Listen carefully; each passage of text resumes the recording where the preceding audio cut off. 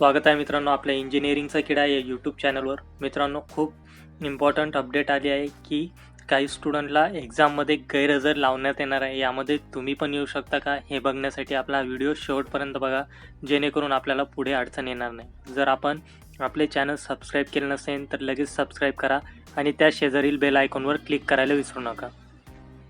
मित्रांनो, आपल्याला माहीतच असेल 14,000पेक्षा जास्त स्टुडंटने युनिव्हर्सिटीला एक्झामबद्दल तक्रार दिली आहे की त्यांना एक्झाम देताना प्रॉब्लेम आले किंवा एक्झाम देताच आली नाही आहे. याला उत्तर देताना युनिव्हर्सिटीने उत्तर दिले आहे की या 14,000मधल्या खूप साऱ्या स्टुडंटला ॲबसेंट ते लावू शकतात.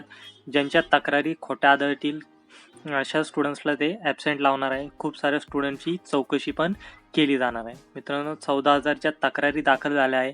यामध्ये 4 ते 5,000 तक्रारी या स्टुडंटच्या चालू एक्झाममध्ये आलेला प्रॉब्लेम बद्दल आहे. म्हणजे स्टुडंटने ॲन्सर सेव्ह करण्यासाठी क्लिक केले तरी पण ॲन्सर सेव्ह झाले नाही, आकृत्या दिसल्या नाही, पुढील क्वेश्चन्स ओपन झाले नाही, टाईम इश्यू आला आहे, असे काही इश्यू आहे. पण उरलेल्या 9 ते 10,000 तक्रारी या आम्हाला लॉग इनच करता आले नाही आल्यामुळे एक्झाम देता आली नाही या प्रकारच्या आहे. याबाबत उत्तर देताना युनिव्हर्सिटीने आम्ही 9 ते 10,000 तक्रारींची गंभीरपणे चौकशी करू आणि हे खरे असेल तरच या स्टुडंटला एक्झाम देण्यासाठी परमिशन देण्यात येणार आहे. नाहीतर या विद्यार्थ्यांना परीक्षेसाठी गैरहजर लावण्यात येईल.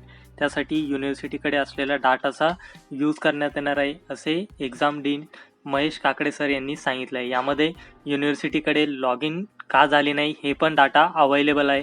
जर स्टुडंटची चूक असेल, म्हणजे नेट कनेक्टिव्हिटी वगैरेचा जर इश्यू असेल तर त्या विद्यार्थ्यांना ॲबसेंट लावण्यात येईल आणि बाकीचे जे विद्यार्थी ज्यांना जेन्युइनली प्रॉब्लेम आला आहे त्यांनाच फक्त एक्झामची परमिशन